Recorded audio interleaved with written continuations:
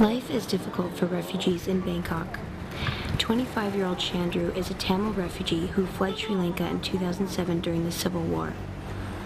Shortly after arriving in Bangkok, Chandru was arrested and held in a Thai immigration detention center for 4 years. His sisters and mother were arrested 2 years later, and the family was finally released on bail in 2011.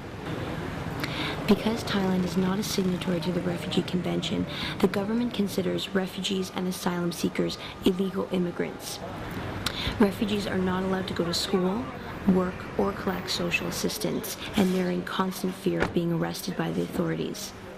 Refugee advocacy group Asylum Access in Bangkok says it's this uncertainty that pushes refugees to get on dangerous boats organized by human smugglers, as was the case with the 492 Tamils who arrived in Canada aboard the MV Sunsea in October 2010.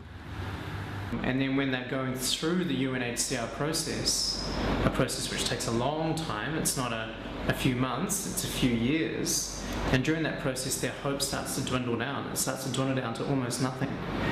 And during that time when they've got basically no options and they're only barely trying to survive, a lot of them are very much on the margins. And when you're here and when you're going through the process and when you can actually see there's no guarantee of any resolution, when people start talking about other options to maybe take a boat, then you start to look at it. And some people feel that it's their responsibility to look at that if they're going to have any future for their families.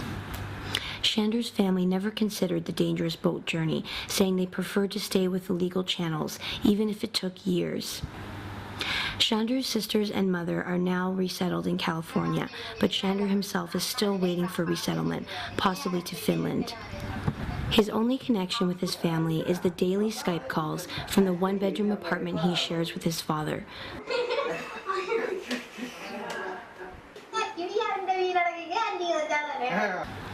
Chandru didn't want to speak on camera for fear of reprisals by the Thai government, but his family story is shared in a YouTube video produced by Asylum Access Bangkok. I got arrested by the Thai immigration police on the 20th October 2009, and we were detained inside the immigration detention center for 2 years.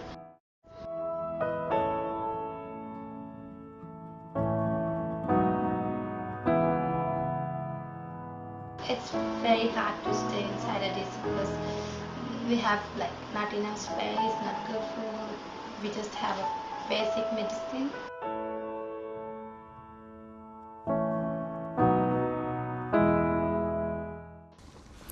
Following the arrival of the MV Sunsea, Canada initiated an aggressive crackdown to catch human smugglers operating throughout Southeast Asia. The RCMP made arrests internationally, resulting in 6 men being charged with human smuggling. Canada has also brought in tougher refugee reforms under Bill C-31, which introduces mandatory detention for any asylum seekers who arrive by boat. Vivian Tan from the United Nations High Commission for Refugees in Bangkok said countries like Canada should be focusing on creating safer pathways for migrants rather than trying to deter boat arrivals through tough policies like mandatory detention. We have a strong position, a clear position on detention. We don't think it's the solution, and we don't think that law enforcement measures in themselves, counter-smuggling or border control, we don't think that in themselves those are effective measures or effective tools for migration management.